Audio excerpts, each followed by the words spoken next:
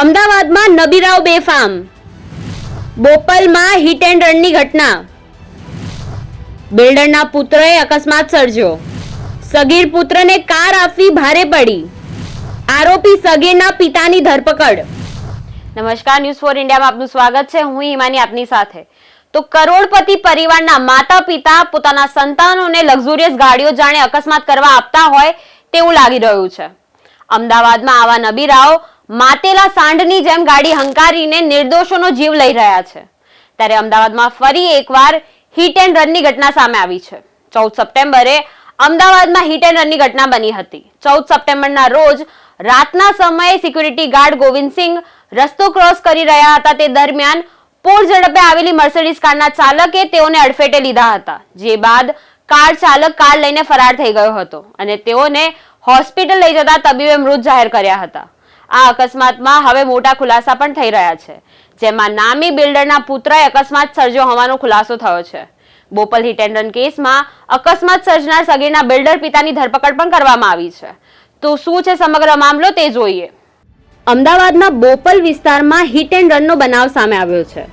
14 સપ્ટેમ્બરના રોજ રાતના સમયે સિક્યુરિટી ગાર્ડ ગોવિંદસિંહ રસ્તો ક્રોસ કરી રહ્યા હતા। તે દરમિયાન પૂર ઝડપે આવેલી મર્સિડીઝ કારના ચાલકે તેઓને અડફેટે લીધા હતા, જે બાદ કાર ચાલક કાર લઈને ફરાર થઈ ગયો હતો અને ઘટનામાં ઈજાગ્રસ્ત થયેલ વ્યક્તિને હોસ્પિટલ લઈ જવામાં આવ્યા હતા, જ્યાં તેમને મૃત જાહેર કરવામાં આવ્યા હતા। સમગ્ર મામલે બોપલ પોલીસે અજાણ્યા વ્યક્તિ સામે ગુનો દાખલ કરી તપાસ કરતા એક બાદ એક મોટા ખુલાસા થયા છે। અકસ્માત સર્જનાર કાર બિલ્ડર મિલાપ શાહની મર્સિડીઝ હોવાનું ખુલ્યું છે અને તેઓના 17 વર્ષીય સગીર પુત્રએ આ અકસ્માત સર્જ્યો હોવાનું સામે આવ્યું છે। આ અકસ્માતના લાઈવ સીસીટીવી પણ સામે આવ્યા છે, જેમાં કાર પૂર ઝડપે અને બેદરકારીપૂર્વક ચલાવવામાં આવતી હોવાની હકીકત સામે આવી છે। અકસ્માત સર્જાયો તે રાત્રે મિલાપ શાહનો સગીર પુત્ર બોપલમાં સોબો સેન્ટર પાસે મિત્રની બર્થડે પાર્ટીમાં ગયો હતો અને ત્યાંથી પરત ફરતા સમયે આ અકસ્માત સર્જાયો હતો, જે બાદ તેણે ઘરે પહોંચી પિતાને જાણ કરી હોવા છતાં પિતાએ પોલીસને જાણ કરી ન હતી। બોપલ પોલીસે આ કેસમાં સગીરને નજરકેદ કરી ફરિયાદમાં પિતા સામે કલમનો ઉમેરો કરી તેઓની ધરપકડ માટેની કાર્યવાહી પણ હાથ ધરી છે। અકસ્માત સમયે સગીર નશામાં હતો કે કેમ તેમજ ગાડીની સ્પીડ કેટલી હતી તે તમામ પાસાઓ પર તપાસ હાથ ધરવામાં આવી છે અને પોલીસ દ્વારા એફએસએલની મદદ પણ લેવામાં આવી છે। બોપલ હિટ એન્ડ રન કેસમાં સગીર બેફામ કાર હંકારી મૂળ ઉત્તર પ્રદેશમાં રહેતા અને ગાર્ડ તરીકે નોકરી કરતા 34 વર્ષીય ગોવિંદસિંહનું મોત નિપજાવવાના કેસમાં સગીરને નજરકેદ કરી કાયદાકીય પ્રક્રિયા હાથ ધરી છે। હિટ એન્ડ રન કેસમાં સગીરના પિતા બિલ્ડર એવા મિલાપ શાહની પણ બોપલ આંબલી રોડ પરથી ધરપકડ કરવામાં આવી છે। આરોપી પિતાના પ્રાથમિક નિવેદન દરમિયાન કેટલાક ચોંકાવનારા ખુલાસાઓ પણ સામે આવ્યા છે કે ખુદ આરોપી મિલાપ શાહે સગીરને કાર લઈ જવા માટે પરવાનગી આપી હતી। ત્યારબાદ સગીર કોફી બારમાં જવા માટે મોહમ્મદપુરા મિત્રો ઘરેથી નીકળ્યો તે દરમિયાન અકસ્માત સર્જાયો હતો। અકસ્માત બાદ પણ બનાવ અંગે સગીરે પિતા મિલાપ શાહને જાણકારી આપી હતી, જેથી આરોપી મિલાપ શાહ પણ છેલ્લા 2 દિવસથી ધરપકડથી બચવા નાસ્તો ભરતો હતો। આખરે પોલીસે આરોપી મિલાપ શાહની પણ ધરપકડ કરી છે અને સમગ્ર મામલે વધારે કાર્યવાહી પણ હાથ ધરવામાં આવી છે। મારું નામ જસ્મિતા ઠુમ્મર છે। હું અહીંયા શાશ્વત એપાર્ટમેન્ટમાં રહું છું। હવે અમારા સિક્યુરિટી ગોવિંદભાઈ કે જેમનું એક માર્ગ અકસ્માતમાં નિધન થયું છે, તો એમનું અમને ખૂબ જ દુઃખ છે। હવે એમનું શનિવારે રાત્રે એક કહેવાય ને કે સગીર કે જે 18 વર્ષની ઉંમર છે અને એમને પોતા પાસે ડ્રાઇવિંગ લાયસન્સ નથી, તથા છતાં પણ પોતે એક મોટી ગાડી લઈને આવે છે અને આવા એમ કહેવાય ને કે ગરીબ માણસનો અકસ્માત કરે છે।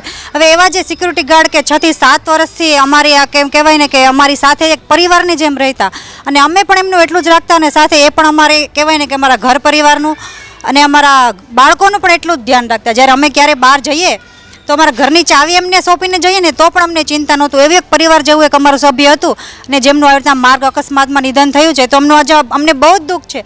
એમને ખૂબ ન્યાય મળવો જોઈએ અને આવા જે સગીરો છે કે જેવા કહેવાય ને કે આવા તથ્યકાંડો ચાલુ રહેતા હોય છે, તો આવા દીકરાઓને અને સાથે સાથે એના મા બાપને પણ સજા મળવી જોઈએ અને અમારા જે સિક્યુરિટી ગોવિંદભાઈનું જે નિધન થયું છે એમને પણ ન્યાય મળવો જોઈએ, એ જ અમારી ઈચ્છા છે।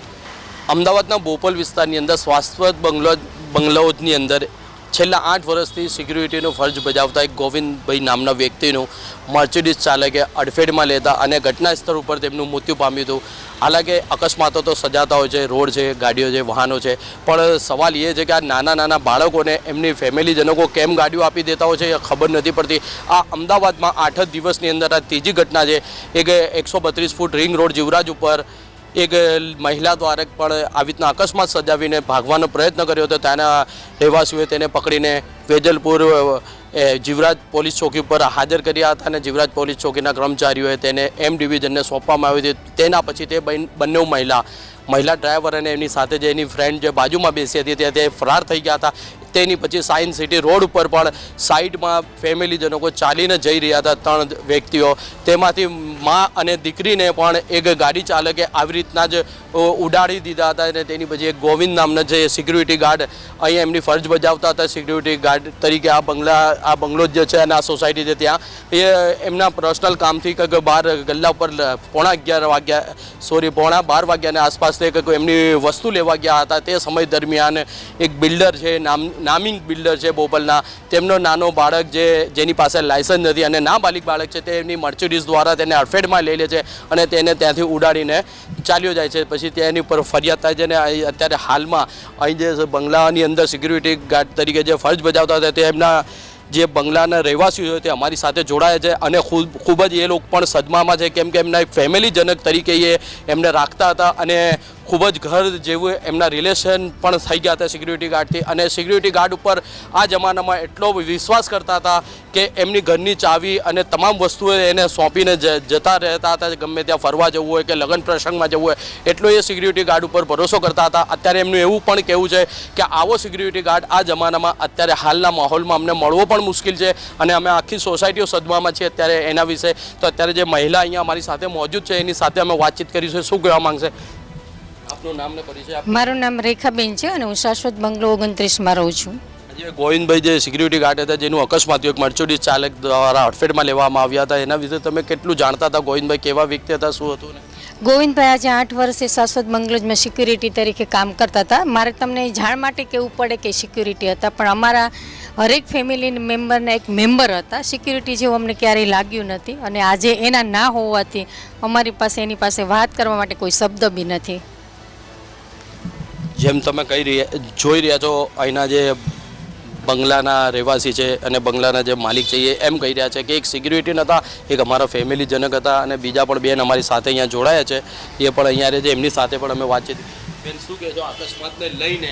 કે આ અકસ્માત જે સર્જાયું છે અને નાબાલિગ જે બાળક હતો જેની પાસે લાયસન્સ નહોતું આવવાનું, શું ગાડીઓ આપવી જોઈએ? સરકારના કડક કાયદા હોવા છતાં પણ આવા લોકો ગાડીઓ લઈને નીકળે, એમના વિશે શું કહેવા માંગો? બસ એવું કહીએ છીએ કે ભાઈ આવા નાના છોકરાઓને ગાડી આવે તો મા બાપને તો બિચારાના કોઈક પરદેશથી કોઈ છોકરાઓ રરવા આવ્યા હોય તો પછી એમને તો બિચારાને શું થાય કે અમે તો કમાવાય પણ લાશ લઈને તો જવાનું ને. એટલે કે એવું કહે છે કે આવા બધા નરાધમનો ન્યાય જોઈએ જ અને ન્યાય કરવો જ જોઈએ. બસ બીજું કંઈ જ નહીં આપણે જોઈતું. ખેસ ગોવિંદભાઈને ન્યાય જોઈએ.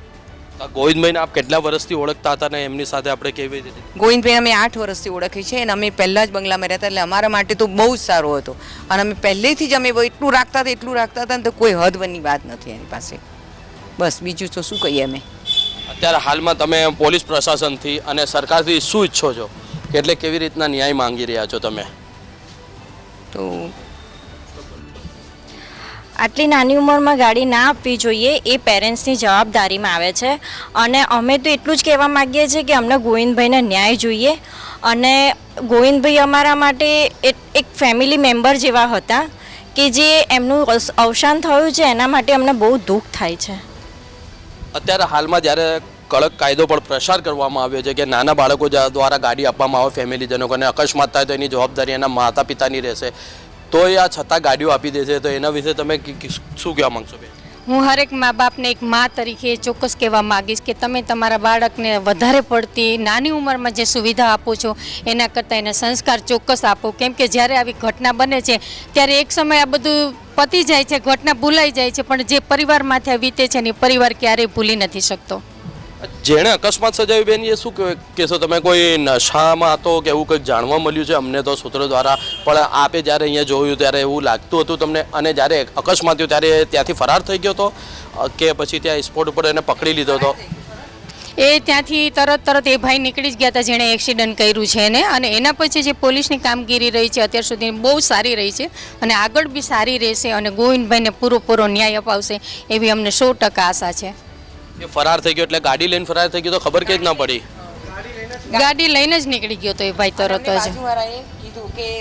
અમને બાજુવાળાએ કીધું કે અહીંયા આગળ 108 આવી છે ને તમને પછી અમને કહેવા આવ્યા રાતે કે તમારા ભાઈને આવું થયું છે તો 108માં 16 સિવિલ લઈ ગયા છે એટલે તમે તાત્કાલિક જાઓ. આ જ ગાડી હતી અને આજ નાનો બાળક હતો એવું ક્યાંથી આપણને જાણ મળી? એ પછી બીજા દિવસે અમને ખબર પડી એટલે ફરાર થઈ ગયો તો ને એટલે અમને બીજા દિવસે ખબર પડી કે આ રીતે નાનો હતો ને પછી હાજર થઈ ગયો એ ભાઈ.